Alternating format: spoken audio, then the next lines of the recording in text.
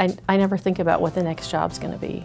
I think about how important the mission is for, you know, whatever job that I have. And I really did grow up believing that a job well done is reward in itself. And when you operate that way, people get to know you and think, hey, that's somebody I might want to recruit for a job that I have in the future. Do work that is meaningful to you and that you find rewarding. You know, 40 plus hours a week is a lot of time from your life to be spending doing something that doesn't feel good and doesn't give you some satisfaction. And so sometimes you have to make sacrifices. You have to maybe take a little less pay or you know, have less benefits or whatever you have to give up, but it is worth it, I think, and you're a better employee and a happier person in the long run if you're doing work that gives you some fulfillment. So that's probably the best advice I could give. Very fortunate that I've had a couple of really wonderful female mentors in my career. Each of them have given me support during some difficult times and offered encouragement when I needed it, and it's really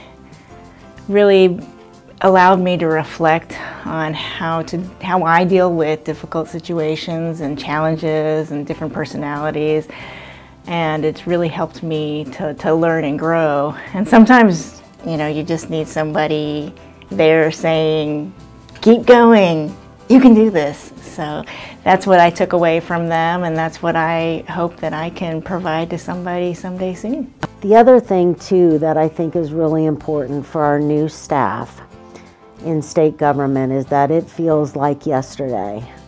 I remember the day that I walked into Plaza Drive at the age of 18 years old. I wouldn't go back and change anything relative to my career path, but if you want to do something, do it now before it's too late, because 33 years went by so fast. And today I look back and think about all the things I maybe wish I would have done or could have done better. But if you have the passion about the work you're doing, step out of that comfort zone and do it, because the time will go by so fast.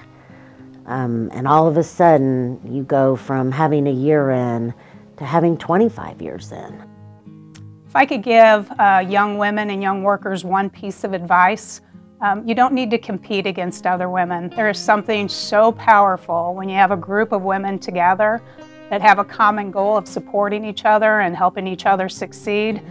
You just can't stop them. So I recommend that everybody find your group of women, find those mentors, and let them help you find the resources and opportunities.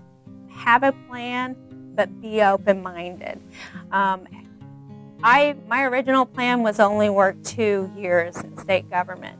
However, once I got here, circumstances changed, I learned new things, and I had new opportunities. Also along the way, some of those opportunities, some people might have looked at and said, well, you're taking a step backwards. But ultimately, all those steps along the way prepared me for the job I hold today. And I feel like I've been very specifically trained to hold the job I have today. So again, have a plan so you know how to get started, know what basic needs you have to attain your goals, but be open-minded, because if you don't, you could potentially miss really great experiences and ultimately miss an opportunity to do the job you were really meant to do. The individual I'm thinking of just recently always challenged me to not doubt myself. So when new opportunities have come my way over the past couple of years, I've always had some doubt about whether or not that would be a right fit for me. And she always said, you're capable of doing so much more than what you believe you can. And so you can absolutely do it. And so having that voice and confidence in me was so important. When I doubted myself, she believed in me and pushed me forward. So that was really important. I was fortunate to work under Linda Lubering when I started in state government, within the first 6 months of being in state government. And she wasn't my direct boss. It took a year before that happened. But for me, that is probably one of the best female mentors you can have, and even best state government mentors you can have. She was always well respected. It didn't matter what room we walked into or what job she had. And she was always looked at as the expert. Her opinion was always valued. And that was from governors, senators, representatives, CEOs of hospitals. And so it was wonderful to learn how she earned that respect, to watch her do it. The other thing that was great about Linda was she took you everywhere. She didn't not take you to meetings so that you couldn't learn. She wanted you to learn, and she wanted you to be the one that could do what she was doing. So that, I mean, it was a great opportunity, and I got to work with her at 2 different points in my career for extended periods of time, and I would not trade that for anything. I'm very grateful. It is actually enjoying doing what I do. Doesn't matter what it is, if I'm seeing a patient, whether it's in a prison or any setting, just giving my 100% for that moment. Not thinking the outcome, what's going to come out of it, just being present 100% at the moment and giving everything, and really looking at what does this particular person need for this moment, and how can I make a difference in this person's life. And when you start getting into that one and what's right in front of you and give it all, it just evolves. It just evolves. It used to be one person before when I was doing individual treatment in the prison setting, and then it became treatment teams where I'm actually a group of people I'm addressing. I give my 100% and be part of the team and have that common vision, share the common vision. And now my system is bigger and more people I interact with, but still the focus is still what is the vision and do we all share it and how do we go there? Whether it's 1 or 100 or 1,000, the process is the same. One of the most important pieces of advice that someone gave me about that really drives where I'm at today is to take something off of someone else's desk, learn how to do it, and learn it well. And so that's something that when I started with Children's Division about 16 years ago, I was always curious, you know, what is my supervisor doing? How come these decisions are being made? And I would take files off of, you know, I was the person that would catch up with work or try to get as caught up as I could be. I can help with that, and just being someone that, even across divisions, you know, bringing departments together and divisions together, we have women leaders in every division that do an amazing job and do hard things every day. And when we come together and do it collectively, it's amazing what we can do for the citizens of Missouri. When I was in 5th grade, I was definitely the poorest kid in the class. But one day, my 5th grade teacher took me aside, put her hands on my shoulders, looked me in the eye, and she said, "Peggy, you can do anything you set your mind to do." I never forgot that. I never forgot that teacher, and that has been with me my entire career.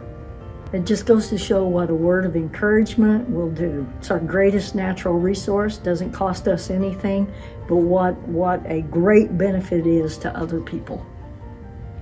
I always try to lead by example. Again, maintain professionalism, be calm, thoroughly look at situations and events, and make decisions that are best for our customers and the department. So my personal message to everyone out there today, know your aspirations. Where do you want to go? Where do you want to be in your career? What positions do you want to hold? Review that aspiration regularly and identify what you can do to reach that aspiration. So some key points here: accept challenges, be proud of your accomplishments, encourage others, be kind and respectful, watch your tone. Someone is always watching you and your performance and listening. Make it extremely difficult for anyone to see you in a negative light. Be positive. Positivity spreads. Negativity spreads. Make the right choice. And above all, enjoy the journey. I get to where I am. Well, I have had the privilege to work for 3 different executive directors who have challenged me through very tough assignments and allowed me to develop professionally through training opportunities. That, along with a lot of hard work, has propelled me to where I am today. One piece of advice to a young worker would be to stay true to yourself, believe in what you do, and don't let salary or job title or rank get in the way of seeing what it is you are truly meant to do. One of the biggest things I think is important is to lead with strength, but also grace and kindness. So all the great women leaders I see they're strong and they can be assertive and they can have a presence in a room, but they're also inclusive and collaborative and kind. And so I would just my advice to any woman, starting their career or trying to advance their career is to keep that in the forefront. I think a lot of times women can try to overcompensate having that presence in the room and being strong and lose that kindness. And it's important to have, to communicate with clarity, to be kind, to be empathetic, and you can do that at the same time as being strong and making decisions and being assertive, and they're not exclusive of each other. So I would just keep that in mind.